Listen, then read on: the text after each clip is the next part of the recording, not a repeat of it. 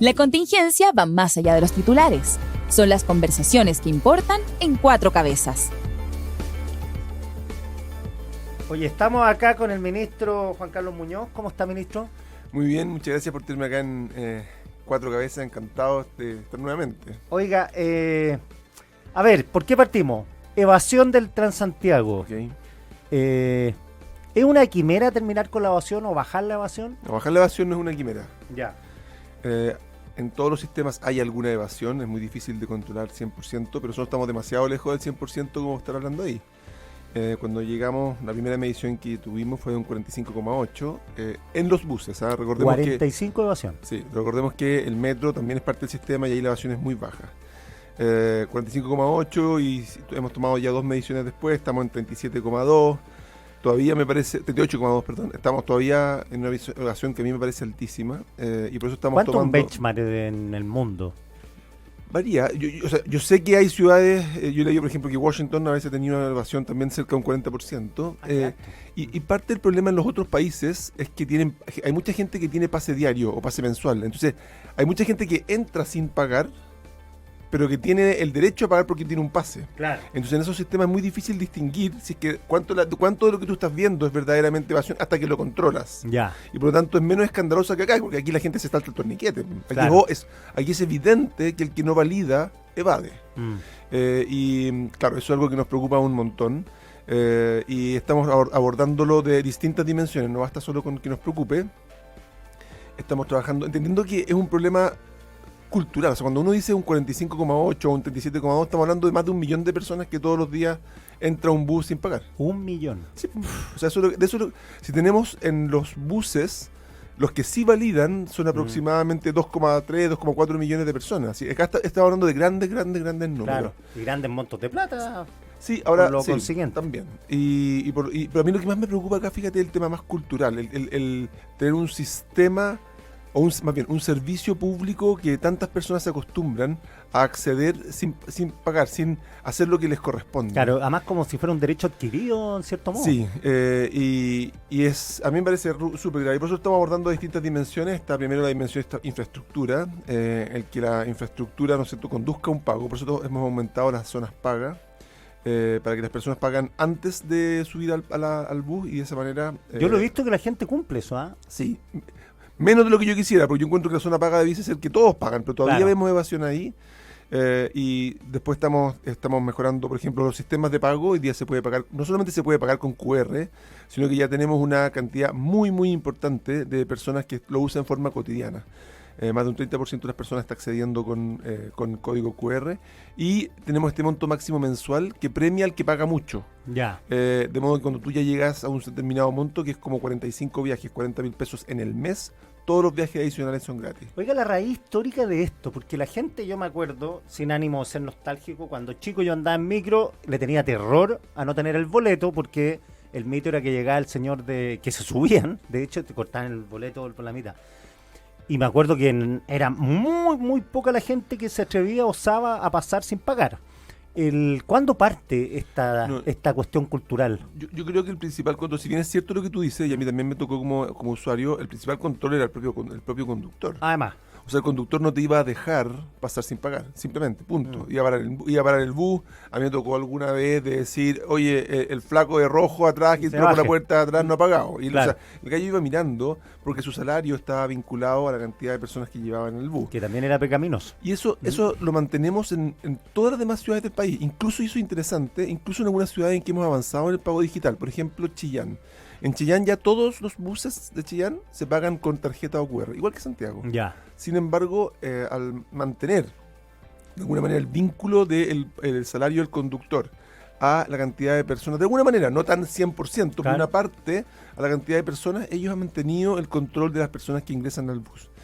Y eso, o sea, es un buen incentivo. Sí, ahora tiene unos elementos perversos que son también bien claros, porque hace que los buses vayan compitiendo unos con otros, que tampoco queremos tener carga. O sea, esa parte positiva del incentivo tiene una parte muy negativa. Si tú vas a Valparaíso te van a decir, los buses andan corriendo y esto es peligrosísimo. Como pasaba en Santiago. Por eso, bueno, a eso me refiero. Claro. O sea, es una decisión delicada en que hay que buscar un balance, en que claramente en el caso de Santiago perdimos algo valioso que teníamos, y nos fuimos al otro extremo, y estamos descubriendo para las otras ciudades ese punto intermedio que parece ser más sano.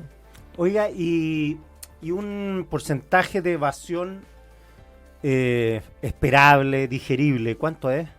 No, a ver, o sea, si el 100%. Claro, pero... a mí me gustaría llegar a cero. Hoy día, como te decía, la última medición que tenemos de 38,2.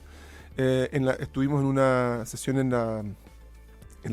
la Cámara para el presupuesto. Nos comprometimos a tratar de hacer todos los esfuerzos para bajar a 35. A mí me parece que 35 es altísimo. Pero bajar de 45 a 35 me parece un buen logro. Pero queremos seguir tomando medidas. Y estamos tomando, por ejemplo, poniendo torniquetes. Estamos poniendo validadores, lo que ha sido bien interesante. Validadores en la puerta trasera de 610 buses. Y nos ha mostrado que esos buses captan más pasajeros o más validaciones que los buses que no lo tienen. Hemos logrado en este periodo no solamente bajar la evasión, las validaciones van al alza. O sea, en lo que va del año tenemos un 13% más de validaciones que el año anterior. Lo que también te habla de que o aumentó la demanda o hay más pago. Y entendemos también que aquí hay un tema bien cultural y por eso hemos tratado de salir también comunicacionalmente, y esa es la campaña que lanzamos esta semana, de hablarle directamente, no solamente a las que no pagan, al que se salta el torniquete, al que entra por la puerta de atrás, sino que también a todas esas otras esos hábitos que tienen las personas, algunas, que hacen que el espacio al interior del bus o del tren sea muy incómodo. El que no se saca la mochila, el que está escuchando su música o su Instagram con el volumen abierto para que todos escuchen, Claro. ¿no es cierto? El que se sienta en el suelo, el que no cede el asiento para una persona, por ejemplo, embarazada, y por eso la campaña es bien directa, habla de no seáis patúo, no seáis asopado, no seáis descarado, no seáis caradura. Esa es la campaña que tenemos hoy día puesta en la prensa, y invitamos a atender, a concientizar y al mismo tiempo difundir. Oiga, siempre a mí me ha llamado más la atención no los que no pagan, sino los que pagan. Porque yo ando en el Transantiago y claro, y uno hace la cola, pasan dos y del de atrás paga. Entonces, ¿qué se gatilla en ese que paga? ¿Qué pensará respecto del que no paga? Porque muchas veces efecto manada. Bueno, si los tres de adelante no pagaron, yo paso, pero igual pagan. Sí, hay distintos tipos de evasores acá. Sí. Hay gente que sale determinada a evadir, desde acá sin pago, sin nada, que ya como dices tú, un derecho adquirido. Hay otros que pagan, depende de las circunstancias, ese efecto manada, así como, oye, se dio la oportunidad de no pagar, claro, y yo no pagué. Pasaron 5 el sexo. Hay otro que no paga porque no tiene, le gustaría pagar y no se le dieron las condiciones. Pucha, justo la tarjeta se me quedó sin saldo, ¿cómo lo hago? Claro. ¿Qué puedo hacer? Pero finalmente evade porque no tiene cómo pagar. Y el cuarto tipo es la persona que dice, no hay ningún drama, yo ya pagué en el metro. Y eso estoy haciendo transbordo de metro, entonces si me valido me va a poner 0 pesos. ¿Qué importa que me suba por atrás? Y la verdad que sí importa, porque genera todos estos fenómenos que tú mencionas, ¿no es cierto? Es decir, oye, estás dando una señal, por una parte, de no pagar. Segundo, hay que dejar un registro, porque así nosotros podemos saber cuánta gente está usando el sistema y le podemos también pagar al operador como corresponde. Claro. Oiga, ¿y qué hay una afectación por parte de los que pagan respecto por culpa de los que no pagan? Porque también puede ser mirada laxa, bueno, que no paguen me da lo mismo, pero no da lo mismo. No da lo mismo. Por eso es que esta campaña se hace cargo un poco de ese sentimiento. Claro. De que uno dice, qué descarado, o sea, qué rabia, qué patúo, ¿no? Y lo que estamos tratando en esta campaña de hacernos cargo de ese sentimiento, transmitirlo, y que las personas todas entiendan que ese es el tipo de sensación que generan en las personas que van con ellos en el bus o en el metro. Lo que estamos tratando es de generar condiciones también de mayor empatía, no solamente relacionados con la responsabilidad de pagar. Además, una cosa importante, acá hay un subsidio gigante también para el sistema, es decir, si los usuarios, por cada peso que ponen los usuarios, el Estado pone 2. Esa es más o menos la relación, en promedio, ¿no? Y cuando digo en promedio, porque tenemos distintos tipos de tarifas. Claro. Algunos los estudiantes pagan un tercio, los adultos mayores pagan la mitad, y si yo calculo cuánto entra en total por tarifas, el Estado está poniendo 2 pesos por cada peso. Entonces, aquí también hay un tema como de responsabilidad asociado al beneficio que estás recibiendo. En lo que tú tienes que poner es una parte del costo del servicio que estás recibiendo. Claro, y además plata, estamos conversando con Juan Carlos Muñoz, ministro de Transporte y Telecomunicaciones, hay plata que se podría destinar a otros planes sociales, además con todo ese gasto. No, evidente. Podría haber una transferencia directa de beneficio para las personas que sí pagan en relación a los que no pagan. Evidente. Ahora, una sola sutileza ahí, entendiendo que estoy totalmente de acuerdo contigo, tenemos que ser muy, muy responsables. Me gusta caracterizar el subsidio al transporte público no como un gasto, sino que como una inversión social. O sea, cuando nosotros estamos invirtiendo con subsidio en el transporte público, estamos permitiendo que el sistema tenga una cantidad de recursos para financiar un servicio mucho mejor de lo que sería si no estuviese ese subsidio. Claro. Y aquí lo que quiero decir es que si nosotros no subsidiáramos el transporte público, tendríamos todavía las micros previas a las amarillas, probablemente, como las amarillas. Micros que son súper contaminantes, micros que son de muy bajo estándar, un servicio degradado, y en vez tendríamos un metro a lo mejor de 2 líneas, en vez lo que hemos logrado, porque tenemos un subsidio al transporte público, porque hacemos esa inversión social, tenemos una red de metro que es orgullo de la ciudad, 2.500 buses eléctricos, integración tarifaria, pago con tarjeta, es decir, se transforma en un atributo de calidad de la ciudad. Y por eso es que el subsidio al transporte público, por lo menos en mi cabeza, aparece como una inversión social fundamental. Oiga, hablemos de los buses de hidrógeno. Se lanzó un bus de hidrógeno ayer. ¿Cómo funciona un bus de hidrógeno? Es muy interesante lo de ayer. Déjame, antes de contarte eso, esto es increíble porque no solo trajimos se construyó el primer bus a hidrógeno en nuestro país, sino que se hizo en Chile. Claro, se hizo acá. Se hizo en Chile con una empresa creada por un par de ingenieros jóvenes. Lo estuvimos acá. Reborn. Sí. Reborn Electric Motors, increíble, Sí. Ricardo y Felipe. Chico. No, por eso te digo, y ellos armaron una empresa con el apoyo de Corfo, de Colbún y de Anglo American, recibieron estos recursos y hoy día tenemos un primer bus de hidrógeno construido, fabricado en Chile, y uno dice, oye, pero esto que ellos sabrán. Ellos ya han producido en esa fábrica 120 buses que están operando en la minería, en las condiciones más adversas posibles. O sea, esto no son buses que andan por Vitacura, son buses que andan por el Teniente, en la altura, con bajas temperaturas. Y en ese contexto los buses han mostrado un buen desempeño y ahora se animaron con un bus a hidrógeno. El hidrógeno, uno dice, bueno, ¿y cuál es la diferencia con la electricidad? El tema con los buses eléctricos, que es algo que estamos muy orgullosos de lo que hemos ido construyendo, es que requieren baterías. Claro, y baterías que son cargarlas y baterías que son muy pesadas. O sea, cuando uno mira el motor o el sistema de un bus eléctrico, la batería es lo pesado. Claro, no hay motor. Exactamente. Y por lo tanto, cuando tú tienes un servicio que tiene que brindar, por ejemplo, una autonomía muy larga, necesitas muchas baterías y se hace muy pesado. O lo otro, cuando tienes que llevar mucha carga, de nuevo necesitas muchas baterías y se hace muy pesado, se hace menos eficiente. Y en esos casos parece atractivo el hidrógeno, que lo que hace es que almacena la energía en vez de en baterías a través de estos ductos que retienen, ¿no es cierto? Tienen el hidrógeno, que es la partícula de agua que ha sido sacada del oxígeno y que permite después con ese hidrógeno generar la misma electricidad para el motor eléctrico. O sea, en el fondo la electricidad, en vez de tomarla de la batería, la tomas la energía la tomas desde el hidrógeno. ¿Y cómo se carga con hidrógeno? Se carga de la misma manera que un vehículo de combustible. O sea, es un fluido que uno lo carga necesita, eso sí, recipientes muy con mucha pero eso deberían resistencia. estar en una bomba de benzina. Así es. No de benzina, pero en una bomba de distribución de energía. Hidrolinera. Claro. Hidrolinera, y que tiene la gracia que, a diferencia de las baterías, es mucho más rápida de cargar. Entonces, así yo te contaba, cuando la autonomía del vehículo que tú necesitas es muy larga, hidrógeno puede ser mejor que electricidad. Lo mismo cuando tienes que llevar mucho peso, por eso puede ser atractivo, por ejemplo, para locomotoras, como ya tenemos una locomotora en Antofagasta a través de FCAB, o para camiones. Y lo tercero es cuando necesitas que la recarga sea muy rápida. Claro. Cuando no te puedes gastar 40, 50, una hora y media en volver a cargar el vehículo, sino que necesitas que sea rápido, el hidrógeno también aparece como una alternativa. ¿Y es barato o caro?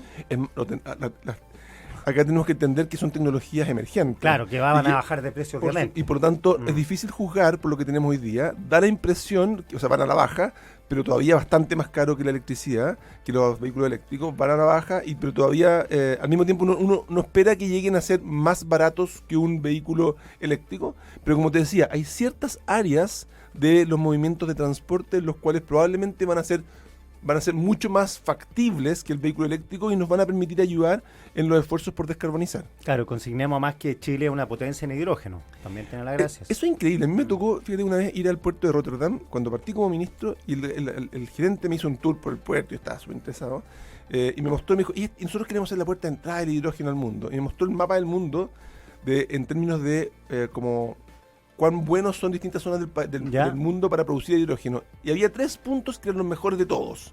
Y 2 de ellos eran en Chile. Eso está en el sur. y el norte. En el norte también. Uno era el sol, la energía solar de Atacama y el otro era la energía eólica de Magallanes. Y yo encontré bien impresionante, Increíble. porque en el fondo somos, tenemos la oportunidad, si es que el hidrógeno finalmente surge y toma la fuerza y la promesa que todos esperamos, el que finalmente pueda ser para Chile una fuente de ingresos muy relevante. Crucemos dedos por eso. Sí. Oiga, lo cambio de tema, estamos conversando con Juan Carlos Muñoz, ministro de Transporte. La fiscalización en el aeropuerto por tema taxi, le cobraron la otra vez a un extranjero 9 millones de pesos. Bueno, esto es... Pero ¿cómo lo hicieron? Bueno, aquí lo que hay, ¿no es cierto?, es una... cuando llegan las personas al aeropuerto, tenemos una serie de servicios que son regulados, que están autorizados. Sí, y están dentro, de hecho, están dentro del embarque. Están dentro del embarque para poder comprar el voucher. Y a la salida de cuando uno va, son esas personas de negro y amarillo. Y te dan el precio. Exactamente. Y por lo tanto, para nosotros, son los socios de las personas que hemos tratado de fortalecer y de ordenar. Y eso que antes no existían, ¿eh? Por eso digo, yo creo que bueno que lo digas así, porque se ha ordenado y ha funcionado. Pero esto no nos priva que de repente surjan personas que primero que nada, gente que no salga a ver si consigue algo más baratito allá afuera y se arriesga, o un extranjero que a lo mejor no entiende. No entiende, claro. Y tenemos algunas personas que están voceando todavía. Claro, cuando uno va caminando desde el embarque hasta cuando va a buscar el taxi legal, igual se acercan, oiga, un taxi son más majaderos, pero... Sí, exactamente. Estamos teniendo un proyecto de ley que probablemente vamos a tratar de que eso esté prohibido, que en ese espacio sea un espacio sagrado en que no se puede estar ofreciendo transporte informal, pero por el momento se puede hacer. Claro. Y esas personas te llevan a otro lugar donde te encuentras con un vehículo informal que finalmente te puede asaltar o te puede estafar de esta manera. Nosotros hacemos una cantidad de controles enormes en el aeropuerto. Tenemos como uno de los focos principales, a modo de contexto. Solo este año llevamos más de 21.000 controles de vehículos en el aeropuerto. Ayer estuvimos en la mañana. ¿Y había todavía? Todos los días. Anoche me encontré con un senador que me decía, las últimas veces que he salido del aeropuerto me he encontrado con tu equipo, con un vehículo que se lo están llevando. ¿Es de todos los días? Decomisado. Sí, y de hecho en lo que va del año hemos pasado solo en el aeropuerto 4.200 infracciones y hemos decomisado 2.600 vehículos. O sea, el tremendo negocio. Sí, o sea, bueno, estamos haciendo un esfuerzo por hacer que el sistema de transporte público sea formal, sea legal, y vamos avanzando en ese sentido. Y aquí la invitación y el mensaje es, todas las personas tienen que seguir prefiriendo el transporte formal, y nosotros también hacer un esfuerzo, redoblar esfuerzos, porque la información para quien va saliendo también del aeropuerto, y es un mensaje también para la concesionaria, nos ayude a evitar que esas personas salgan sin entender el riesgo. Eso es muy importante. de no acoger la recomendación. Porque nadie asegura que ese tipo te lleve a destino, que no te asalte, como están las cosas ahora. Entonces, si la gente opta, y además es súper expedito el sistema adentro, y además así es. Muchas veces los tipos de afuera cobran más caro que los de adentro. Así es. Ministro Juan Carlos Muñoz, 1.000.000 de gracias por estar acá en el estudio. Muchas gracias por tenerme en Cuatro Cabezas. La verdad que siempre es una alegría volver a 13 Cable.